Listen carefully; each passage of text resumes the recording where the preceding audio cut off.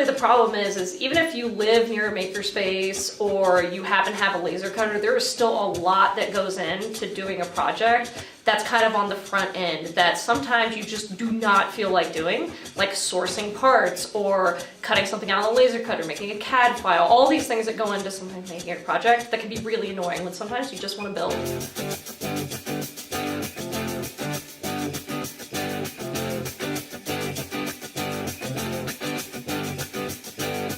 At Kitables, we make kits for do-it-yourself projects in the fields of science and engineering. And we do this in order to lower the barrier of entry to these projects. The whole reason this company exists right now is because we had a Kickstarter that was successful back in November of 2014. Kickstarter is the best place for this type of mentality of people, for makers, for tinkerers, for people that like to take a chance on things, like to experiment. So it's a really good place for us to get some really solid feedback. So the new kit we have coming out this time is the mini Lego drone, and basically what this thing is a tiny little RC quadcopter that you make out of Legos and it flies. The beauty of this thing is you're gonna crash it because it's a quadcopter. You will crash this thing, and the difference is you just pick it back up, glue it together, and go again.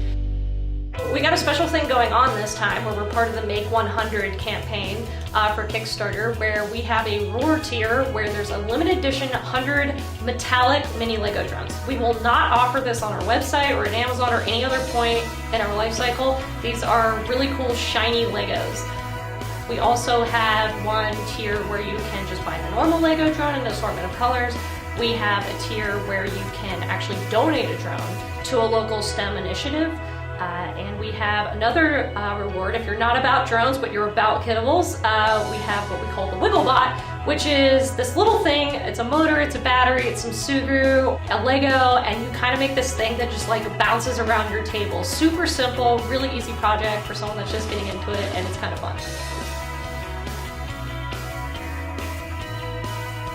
So what Kitables is trying to do, and this might be a high, lofty goal of ours, but we'll get there one day, is we really want to make the maker movement more inclusive of categories of people that are being left out. And honestly, that's mostly older generations. So a lot of things in the maker movement are focused around young kids right now, and we think that making is for everybody, and we don't see any reason why a 50-year-old can't build a quadcopter. We think that's silly, that these things are only focused around one age group and around one gender and around one type of product. So it's mostly electronics. We offer things that go the gamut from like a nightlight to a crystal you make out of molten metal to something that flies, and we try to keep it non-field specific and non-age specific.